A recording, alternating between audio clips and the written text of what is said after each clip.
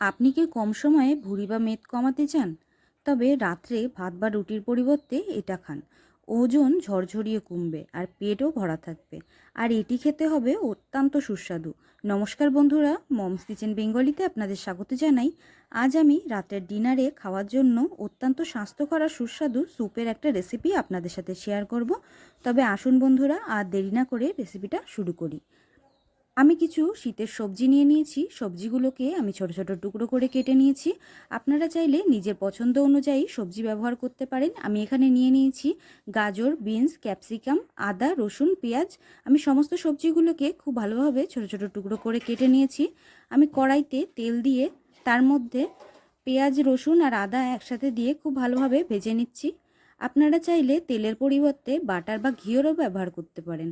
এবার আমি কেটে রাখা সমস্ত সবজিগুলোকে একসাথে দিয়ে খুব ভালোভাবে খুন্তির সাহায্যে এগুলোকে নাড়িয়ে চাড়িয়ে ভেজে নেব। আমার এই রেসিপিটা ভালো লাগলে আমার চ্যানেলটিকে সাবস্ক্রাইব করে বেল আইকন দাবিয়ে আমার পাশে থাকবেন। আর রেসিপিটা আপনাদের যদি হেল্পফুল লাগে তাহলে অবশ্যই অন্য বন্ধুদের সাথে শেয়ার করে তাদের দেখার সুযোগ করে দেবেন। আমরা এই সবজিগুলোকে বেশি ভাজা করব না, হালকা হাতে এটাকে কিছুক্ষণ ভাজা করে নেব যাতে এটা একটু নরম হয়ে যায়। এবার আমি এর মধ্যে দিয়ে দিচ্ছি স্বাদ অনুযায়ী লবণ দিয়ে আবার কিছুক্ষণ হালকা হাতে সবজিগুলোকে নাড়িয়ে এর মধ্যে আমি জল দিয়ে দিচ্ছি। আপনারা যতটা পরিমাণ স্যুপ বানাতে চান সেই অনুযায়ী আপনারা জলের পরিমাণ বেশি বা কম দিতে পারেন। আমি চিকেনের ব্রেস্ট পিস নিয়েছি, সেগুলোকে আমি এখন ছোট ছোট টুকরো করে চাকুর সাহায্যে এরকমভাবে কেটে নিচ্ছি। আমি সমস্ত চিকেন ব্রেস্টটাকে ছোট ছোট টুকরো করে কেটে নিয়েছি। কেটে রাখা চিকেনের পিসগুলোকে এখন আমি স্যুপের মধ্যে দিয়ে দেব। আমি সমস্ত চিকেনগুলোকে স্যুপের মধ্যে দিয়ে খুন্তির সাহায্যে এটাকে খুব ভালোভাবে মিশিয়ে নেব।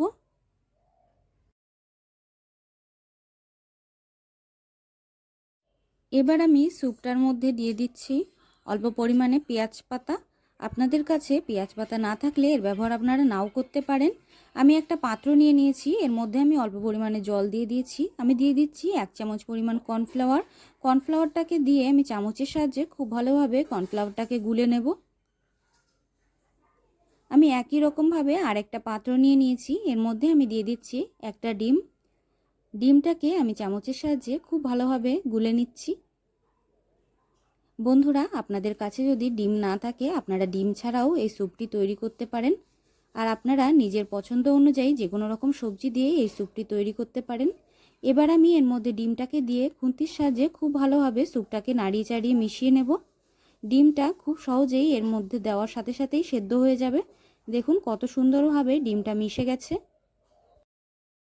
স্যুপটাকে আমি কিছুক্ষণ খুব ভালোভাবে জাল করে নিয়েছি। এবার আমি এর মধ্যে দিয়ে দিচ্ছি 1 চামচ পরিমাণ সয়া সস আর দিয়ে দিচ্ছি কুচি করে কেটে রাখা ধনেপাতা। আপনারা চাইলে সয়া সসের ব্যবহার নাও করতে পারেন। আমার এর টেস্টটা খুব ভালো লাগে, তার জন্য আমি এখানে সয়া সসের ব্যবহার করেছি। আমি এখানে দিয়ে দিচ্ছি কর্নফ্লাওয়ার। যে কর্নফ্লাওয়ারটা আমরা আগে গুলে রেখেছিলাম সেটাকে আমি এখন এর মধ্যে দিয়ে দিয়েছি। কর্নফ্লাওয়ারটা দিয়ে আমি খুন্তির সাহায্যে খুব ভালোভাবে মিশিয়ে নিচ্ছি যাতে কর্নফ্লাওয়ারটা দলা বেঁধে না যায়। আর দিয়ে দিচ্ছি স্বাদ অনুযায়ী লবণ। দিয়ে দিচ্ছি অল্প পরিমাণে গোলমরিচের গুঁড়ো। এবার স্যুপটাকে আর কিছুক্ষণ ফুটিয়ে নামিয়ে নিলেই এটি তৈরি হয়ে যাবে। রাত্রের ডিনারে ভাত অথবা রুটির পরিবর্তে এরকমভাবে চিকেন স্যুপ তৈরি করে অবশ্যই আপনারা ট্রাই করতে পারেন। পেটও ভরা থাকবে আর শরীরের মেদও অনেক কমে যাবে। আপনারা এই স্যুপটাকে আরও স্বাস্থ্যকর তৈরি করতে এখানে লবণের পরিবর্তে রক সল্ট ব্যবহার করতে পারেন। আর তেলের পরিবর্তে আপনারা ঘি অথবা বাটারের ব্যবহার করতে পারেন। বন্ধুরা, আমার রেসিপি ভালো লাগলে আমার চ্যানেলটিকে সাবস্ক্রাইব করে বেল আইকন দাবিয়ে আমার পাশে থাকবেন এমনই রেসিপি আরও দেখার জন্য। আপনারা সবাই খুব ভালো থাকবেন, সুস্থ থাকবেন। দেখা হবে পরের ভিডিওতে নতুন রেসিপি নিয়ে। রেসিপিটা প্রথম থেকে শেষ পর্যন্ত দেখার জন্য আপনাদের অনেক অনেক ধন্যবাদ।